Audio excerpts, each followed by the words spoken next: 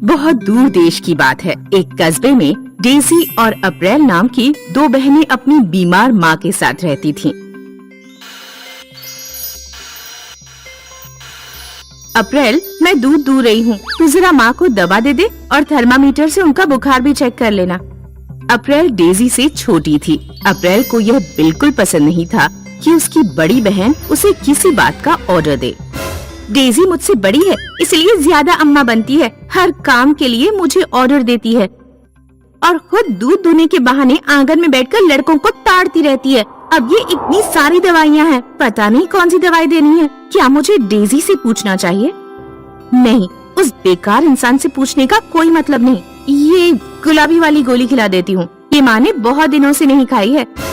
अप्रैल अपनी माँ को अनजाने में गलत दवा खिला देती है। गलत दवा खाने के कारण माँ की तबीयत बिगड़ जाती है।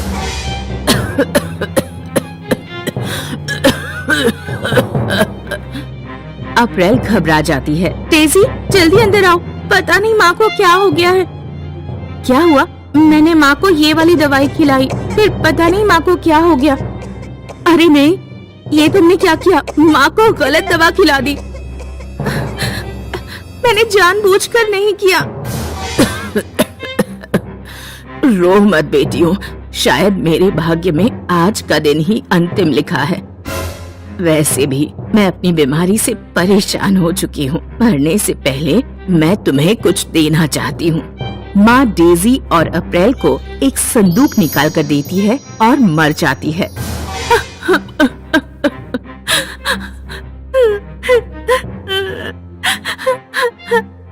नहीं माँ, आप हमें छोड़कर नहीं जा सकती। मुझे माफ कर देना माँ, मैंने आपको गलत दवा खिला दी। माँ, वापस आ जाओ माँ, वापस आ जाओ। अब हम किसके सहारे जिएंगे? दोनों बहनें संदूक खोलकर देखती हैं। संदूक में 2 पोटलियां और एक लेटर था। डेजी लेटर पढ़ती है। मेरी प्यारी बेटियों, तुम्हारी उम्र अब विवाह करने लायक हो चुकी है, लेकिन मेरे जाने के बाद ऐसा कोई नहीं जो तुम्हारे लिए योग्य वर ढूंढे। इस संदूक में 2 पोटलियां हैं, जिनमें हीरे हैं। तुम दोनों हीरे लेकर यात्रा पर निकलना। क्योंकि तुम दोनों बहुत सुंदर हो, इसलिए कई लोग तुम्हारे सामने विवाह का प्रस्ताव रखेंगे, लेकिन किसी की शक्ल सूरत के आधार पर उससे विवाह मत करना। विवाह उसी से करना जो एक हीरे के बदले तुम्हें 4 हीरे लाकर दे दे। डेजी और अप्रैल हीरे लेकर यात्रा पर निकल पड़ती हैं। जब वे कुछ दूर पहुंची तो एक लड़का डेजी के पास आकर बोला, हे सुंदरी, मेरा नाम पीटर है, क्या तुम मुझसे विवाह करोगी? डेजी अपनी पोटली से एक हीरा निकालकर लड़के को देती है और कहती है, अगर तुम इस हीरे के दम पर 4 हीरे लेकर इस पते पर लौट आए तो मैं तुमसे विवाह कर लूंगी। ठीक है, मैं पूरी कोशिश करूँगा। वे कुछ दूर और चलते हैं तो एक घुड़सवार अप्रैल के पास आता है। हे खूबसूरत लड़की, तुम्हारे रूप ने मुझे मोहित कर दिया है, क्या तुम मुझसे विवाह करोगी? हाँ, कर सकती हूँ, लेकिन एक शर्त है, मैं तुम्हें एक हीरा दूंगी। तुम्हें इसके बदले मुझे 4 हीरे लाकर देने होंगे। जब 4 हीरे हो जाएंगे तो ये मेरे घर का एड्रेस है, यहाँ आ जाना।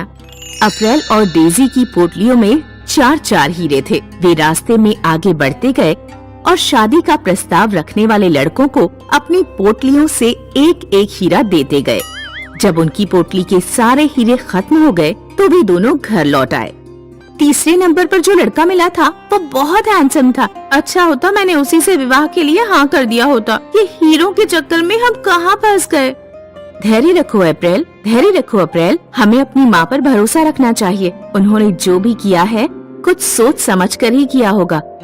6 महीने बीत जाते हैं, लेकिन डेजी और अप्रैल के पास कोई लड़का लौटकर नहीं आता। ऐसे हम कब तक इंतजार करते रहेंगे? इस तरह तो हमारी शादी की उम्र ही निकल जाएगी। इतने अच्छे अच्छे लड़के मिले थे, लेकिन माँ की योजना की वजह से सब हाथ से निकल गए। लड़के तो गए ही और हीरे भी चले गए। तुम चिंता मत करो अप्रैल, माँ ने तुम्हारे और मेरे लिए कुछ अच्छा ही सोचा होगा। अगर अगले 6 महीने में कोई लड़का नहीं आता तो अगर तुम चाहो तो शादी कर सकती हो। कुछ महीनों बाद पीटर नाम का एक लड़का लौट आया जिसने डेजी को पसंद किया था। मैंने एक हीरे की दम पर कमाई करके 4 हीरे बना लिए हैं। डेजी की शादी हो जाती है।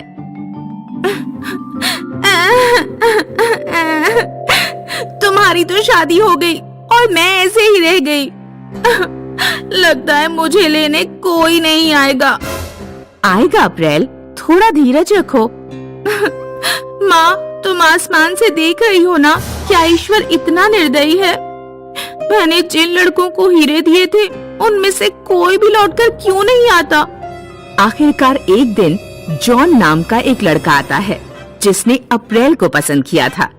तुम्हारे दिए एक हीरे को बेचकर मुझे जो पैसे मिले, मैंने उन्हें अलग अलग जगह पर निवेश किया और इतना पैसा कमाया कि आज मैं 4 नहीं बल्कि पूरे 10 हीरे लेकर लौटा हूँ। मुझे लगता है कि तुम दोनों की माँ बहुत बुद्धिमान रही होंगी। वे निवेश की ताकत जानती होंगी। इस तरह अप्रैल की भी शादी हो जाती है। देखा, मेरी प्यारी छोटी बहन, माँ की बुद्धिमानी की वजह से आज हमें इतने बुद्धिमान जीवन साथी मिल पाए और हमारे हीरे भी वापस आ गए। ठीक कहा, आज मुझे एहसास हुआ कि सब्र का फल बहुत मीठा होता है। नन्ही नैना अपनी 3 सहेलियों के साथ गांव की नदी के किनारे लगोरी खेल रही थी। नैना ने गेंद फेंकी और उसकी 2 सहेलियों ने चिप्पी उठा ली। नैना जब उन दोनों के पीछे दौड़ रही थी, तभी उसका ध्यान 2 व्यापारियों पे गया जो चांदी के जेवर लेकर नदी के उसी गांव की ओर आ रहे थे।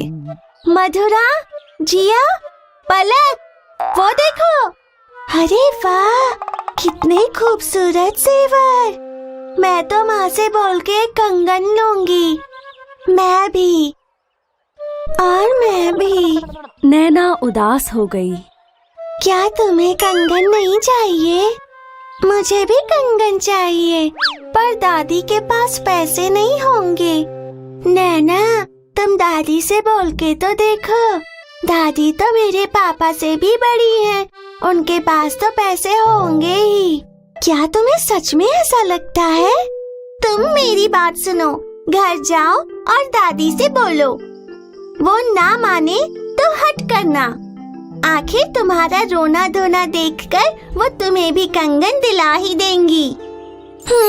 ठीक है, अभी घर जाके दादी से बात करती हूँ। नैना वहाँ से दौड़ते हुए निकली।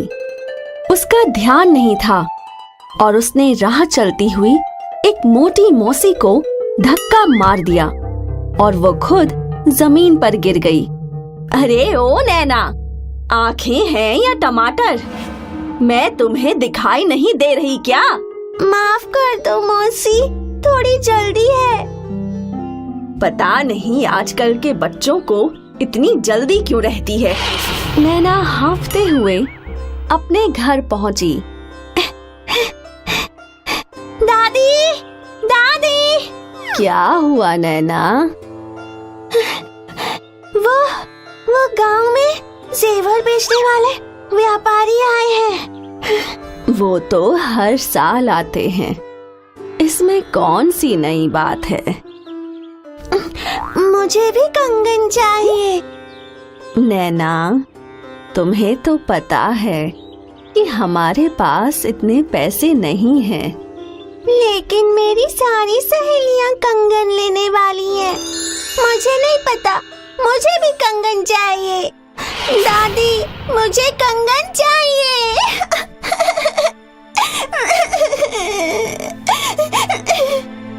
नैना ने रोना शुरू कर दिया। नैना की हठ देखकर दादी उसके पास आई। बेटा, हमारे पास पैसे नहीं हैं, कोई कमाने वाला भी नहीं है। अगली साल थोड़े थोड़े पैसे इकट्ठे करके अपनी राजकुमारी के लिए उसका मनपसंद कंगन ले लूंगी। नहीं दादी, मुझे कंगन चाहिए।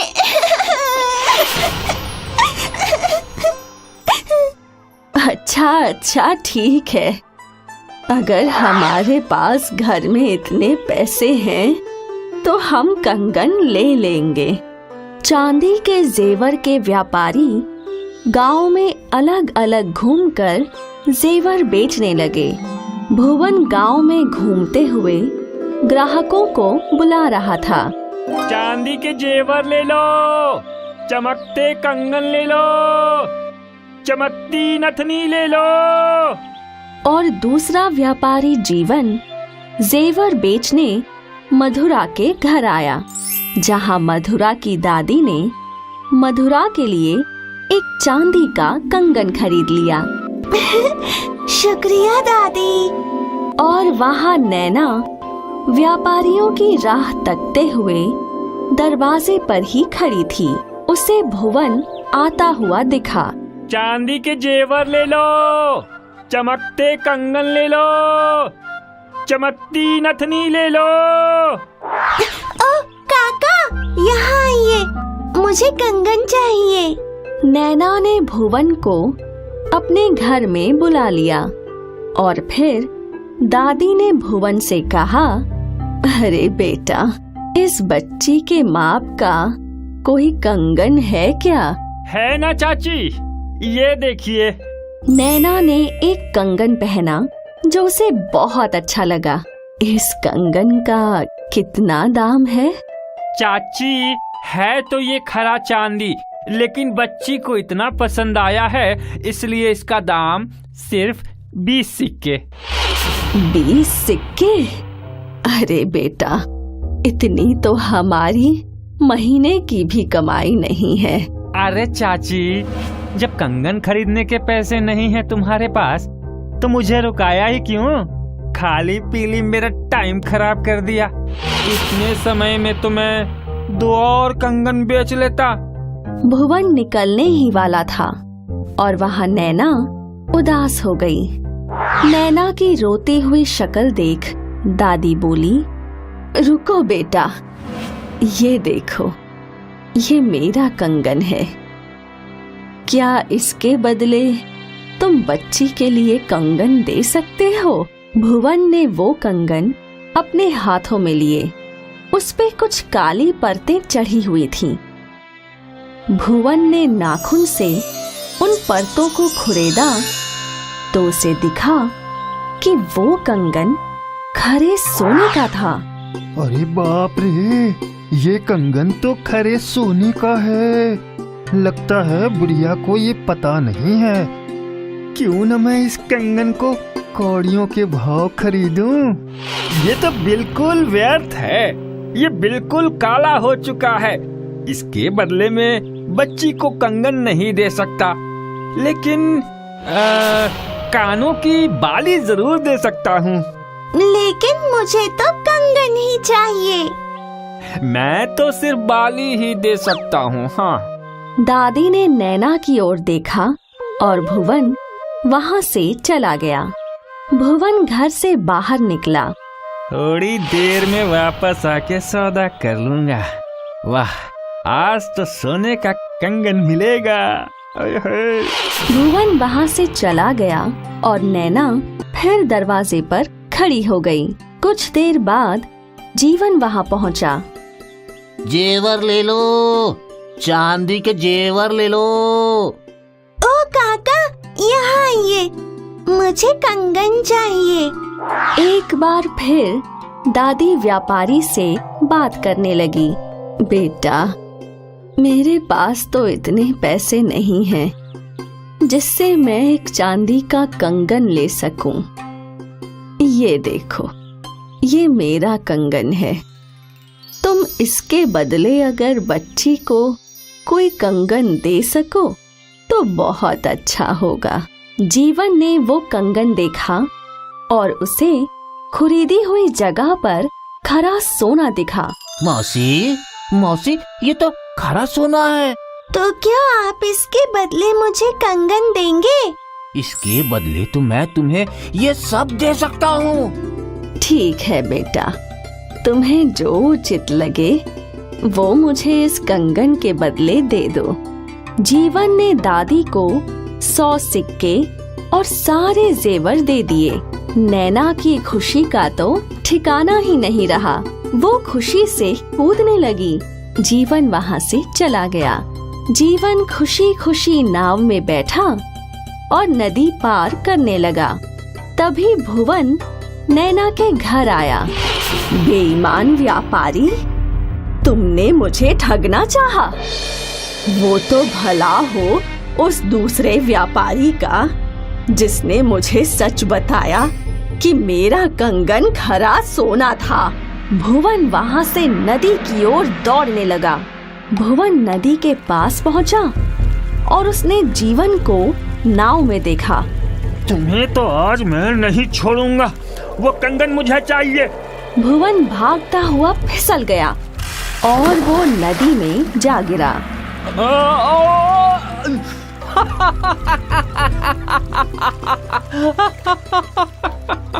इसलिए कहते हैं कि ईमानदारी ही सबसे अच्छी नीति है।